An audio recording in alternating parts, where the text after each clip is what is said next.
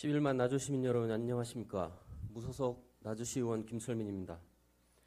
시작하기에 앞서 상기 제기한 5분 발언 주제인 노블레스 오블리주에 관해 인문학적 접근을 시도한 것에 깊고 너그러운 양해를 구하고자 합니다. 활짝 핀 분홍빛 꽃 한 송이.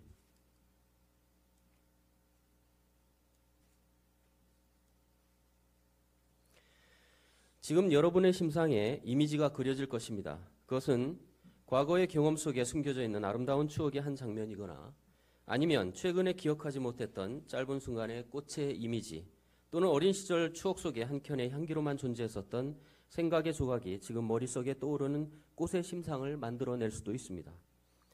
즉, 우리는 언어를 매개로서 재조합되어 떠오르는 이미지로 사고하고 다시 약속된 통일된 언어로 그 상이한 서로 간의 이미지를 동일시하고 비로소 교감을 하게 됩니다.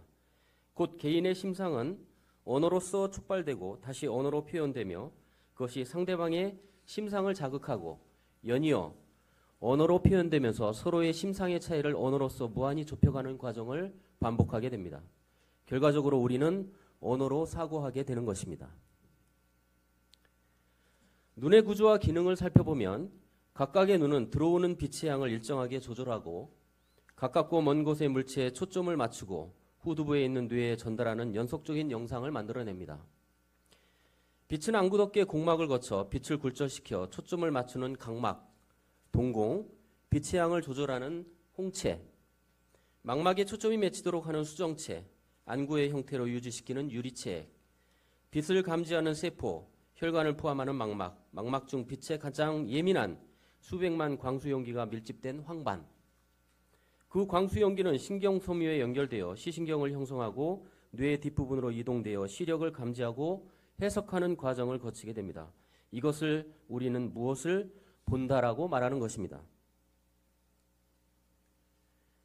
내가 그의 이름을 불러주었을 때 그는 나에게로 와서 꽃이 되었다. 인식의 시인이라 불린 시인 김춘추의 꽃중 이 구절은 사물이 언어로 인해 비로소 나에게 인식되고 인식한 사물의 이름, 즉 사물의 고유성을 분별하여 이름 붙일 때 잊혀지지 않는 하나의 눈짓인 관계가 만들어진다는 것을 노래하고 있습니다. 인도 불교의 초기 경전 아함경에는 차유고 피유, 차기고 피기, 참우고 피무, 참열고 피멸. 해설하면 이것이 있어야 저것이 있거나 생기고 이것이 없으면 그것이 없거나 소멸한다는 상호관계와 존재의 상대성에 대해 부처님은 깨우침을 주고 계십니다.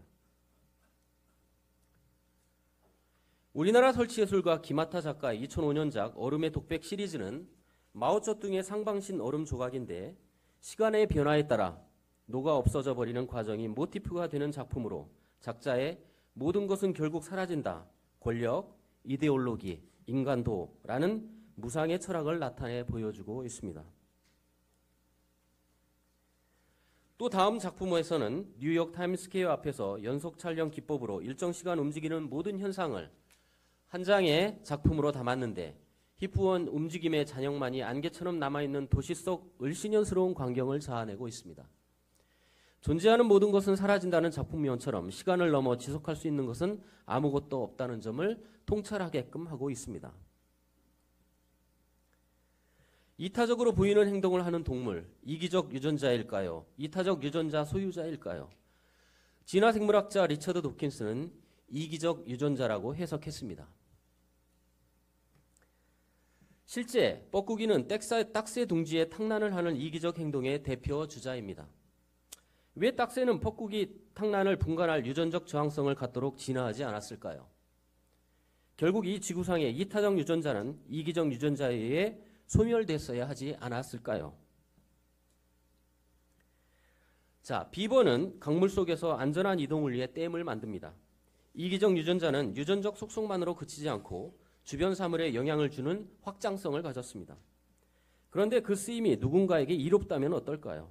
아니, 이기적인 행동이 무리에게 이타적인 결과를 가져왔다면 이것을 이기적이라고 해야 할까요? 아님 이타적이라고 해야 할까요? 말미잘과 흰동가리는 공생관계를 유지합니다. 포식자의 위협을 받을 때는 말미잘 촉수에 숨고 말미잘에게는 먹이를 유인을 해줍니다. 말미잘 촉수의 흰동가리는 면역력이 있기 때문입니다. 이기적 유전자가 이타적 유전자로 진화된 것입니다.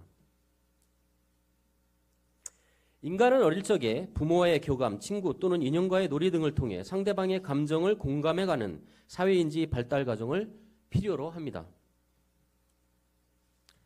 그 대상이 사물이든 심지어 외계인이든 인간의 공감 대상은 제한이 없을 정도입니다. 그만큼 인간 생존의 공감 능력이 중요한 것은 절대적이었기에 공감의 기제를 진화시켜온 것입니다. 현존하는 유일종은 호모사피엔스입니다. 이전 6개 종이었던 것이 4만 년 전 네안데르탈인과 초기 공생했는데 왜 멸종했을까요? 호모사피엔스는 그들보다 근육과 체구가 유약했는데 반해 도구를 만드는 손기술과 언어 소통 능력이 결정적으로 집단을 형성하고 사냥하는데 탁월했다는 인류학적 연구 결과가 나타났는데 후두의 위치, 즉 언어 구사 능력에 대한 소통이 생존의 비결이었습니다. 삶은 무한한 전쟁의 연속일까요? 그로 인한 만인에 대한 만인의 투쟁일까요? 영국의 정치 철학자 홉스는 자영 상태 속 자유는 전쟁 상태이므로 사적 판단을 포기하고 모든 것을 절대군주 또는 정부에게 자유를 건네주고 자기 보존을 꾀해야 한다고 주장했습니다. 그에 반해 존 로크는 인간의 노동에 대한 사유재산을 인정하고 재산권을 보호하고 정치사의 주인으로서 시민의 시민 저항권을 주장하였고 절대군주, 정부와 시민의 역할 정립을 대등하게 주장하였습니다. 더 나아가 장자크 루소는 인민이 정치사회의 주인이라 주창하였고 이는 현대 자유민주주의 이념의 토대가 되었습니다. 즉 역사적으로 자유는 1인에서 소수로, 소수에서 다수로, 위로부터 아래로 지평이 확대되었다는 점을 알 수 있습니다.